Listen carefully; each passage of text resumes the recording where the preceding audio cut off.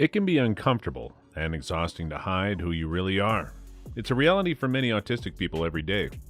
Autistics often feel the need to present or perform social behaviors that are considered neurotypical in places where neurodiversity is not understood or welcomed in order to be accepted. Some people may also feel the need to hide neurodiverse behaviors.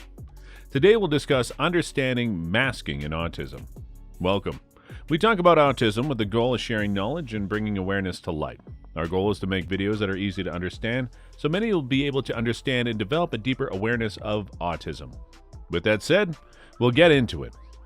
In schools and workplaces, masking autism can sometimes prevent people from being outed or harassed. This behavior is not always intentional, which can cause confusion about an individual's identity.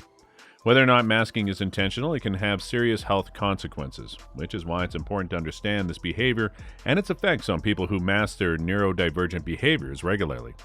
A person with autism interacts and experiences the world differently than someone without autism. Since autism is a lifelong neurological difference, as a result of the concept of neurodiversity, we understand that the human brain is naturally diverse in its structure as a result of its neurodivergence. Autism should be considered a natural difference to be supported, rather than a disorder or deficit to be treated. Each autistic individual has his or her own strengths and challenges. Although the autistic experience differs from person to person, there are many similarities and differences among autistic individuals. Communication and language differences, social interaction differences, rigid and repetitive behaviors, activities, interests, and sensory differences are the main areas of difference. Essentially, autism masking refers to suppressing the autistic identity or experience of a person. We will discuss what autistic masking is and give some examples of how it manifests in this video.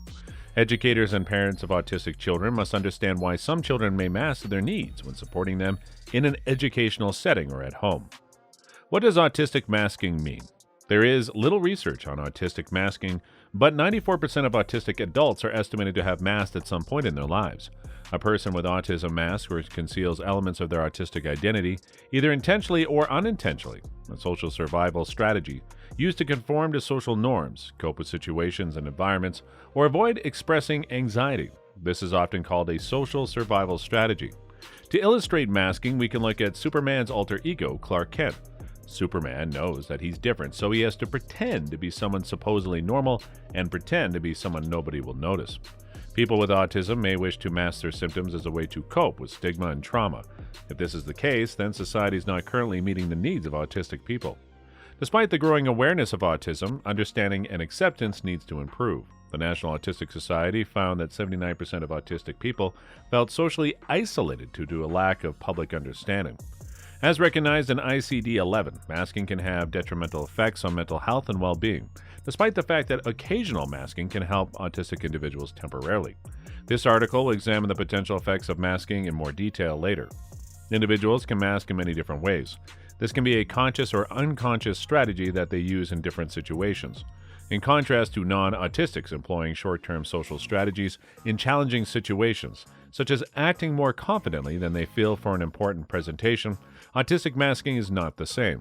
The process of autism masking can involve a person denying large parts of their identity, such as not letting the intensity of their anxiety around certain sensory experiences show, sometimes for a long time.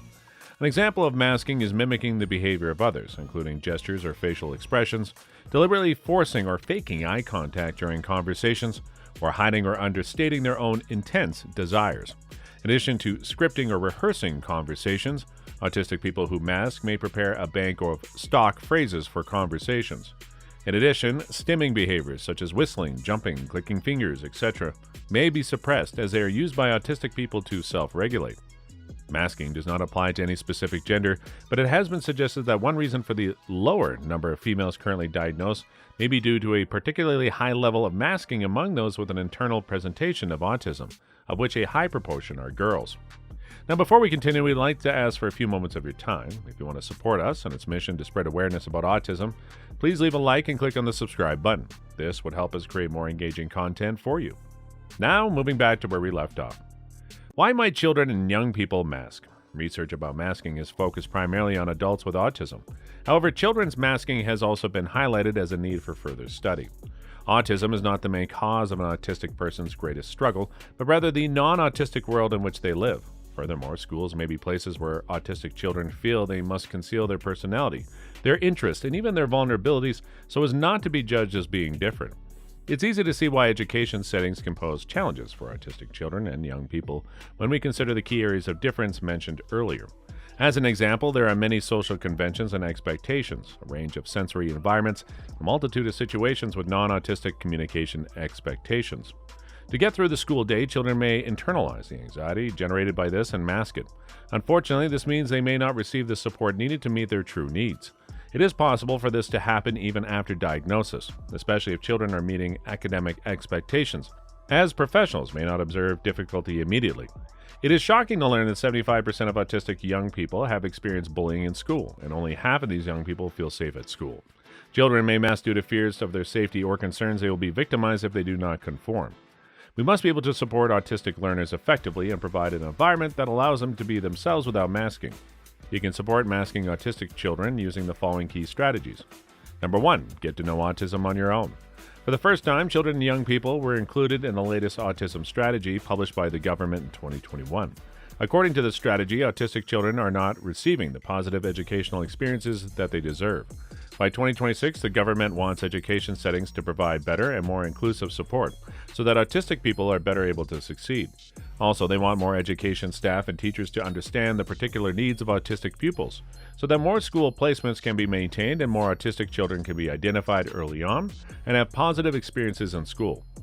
Working towards these goals will require you to develop your own understanding of autism and what it means to be autistic, including the fact that children may mask their needs. Number 2, encourage a culture of inclusion throughout the school. The environment needs to change to support neurodiversity rather than expecting autistic people to change to fit into the environment. Children with autism are less likely to mask when their autistic identities are respected and supported. This should be done at a whole school level to increase understanding of autism. The school community should embrace the concept of neurodiversity, where autism is viewed as a different rather than a problem. School behavior policies must include measures for dealing with bullying of autistic children and young people, and staff should be trained to recognize bullying signs. Bullying of autistic children and young people should be tackled by law. In addition, peers should be encouraged to stand up for their peers rather than be bystanders to bullying. Number 3, providing individualized support. In supporting children and young people with SEN, you must always consider their actual strengths and needs by making adjustments to effectively support individuals' differences. The impetus to mask should be diminished. Supporting autistic learners' mental, social, and emotional health is important. Mental health problems affect 70% of autistic children. Masking can both contribute to mental illness and camouflage its symptoms. Therefore, it is doubly important to both understand masking and to support children's mental health to hopefully minimize the need to mask. You'll be able to provide autistic learners with support that meets their individual needs if you build effective relationships with and get to know them.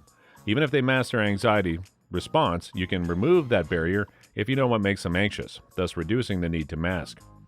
4, listen to parents and carers. The parents are the experts of their own children, but many parents have reported feeling unheard, shut down, or even judged as bad parents when they report different images of their children than those presented in school. At home, many autistic children will present differently because they feel safe, can be themselves, and face less pressure to mask. There's often what parents refer to as the Coke bottle effect. The pressure of coping with anxiety builds during the school day and falls apart at home. It may be because of this that school staff report seeing no signs of difficulty, while parents report distressed behavior at home. It is imperative that teachers get a sense of learners' strengths and challenges at home.